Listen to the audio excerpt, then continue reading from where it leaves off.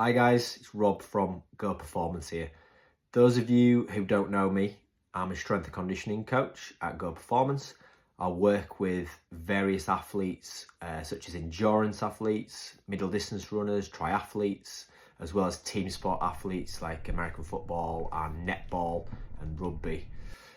This is at various levels, so I've worked with athletes from grassroots all the way up to national and international level. So today we're going to be talking about some of the injuries that we see more of these days, and that is bone stress injuries.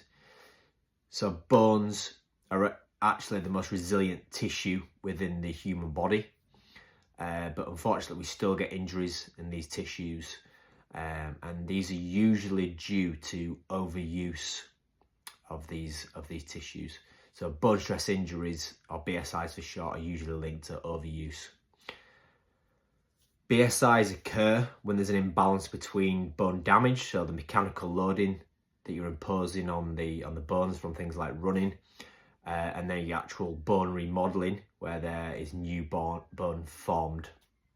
So, for example, a spike in your training load, so if you're doing some extra running, without adequate bone remodeling, so without adequate rest, can result in bone damage.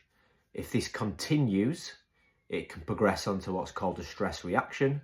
And again, if it continues further, if it's ignored, it can progress onto stress fractures, which are more severe.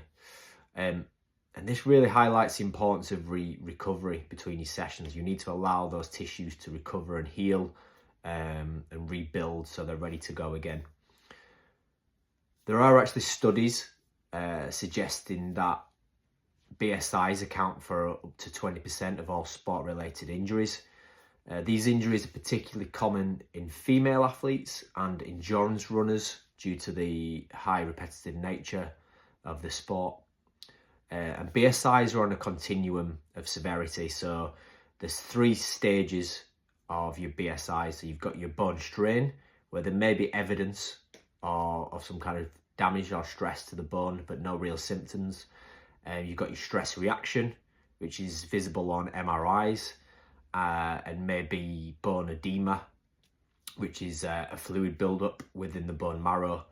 And then finally, stress fracture, which is the most severe.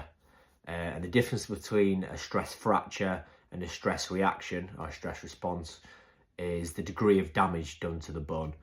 And this is usually associated with swelling to the area. You might have increased temperature in the localized area, and there's usually bone discontinuity visible on scans such as x-rays and MRIs. Now, stress fractures are further categorized into low and high risk categories of severity, which we'll explore further in future videos.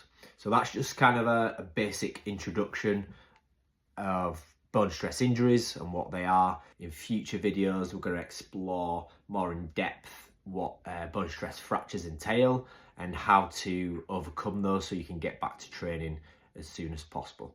Okay guys, I hope you found that video useful. I'm planning on doing future videos of other injuries, so keep your eyes peeled. And if you've got any questions, just give me a shout. Thanks guys, see you later.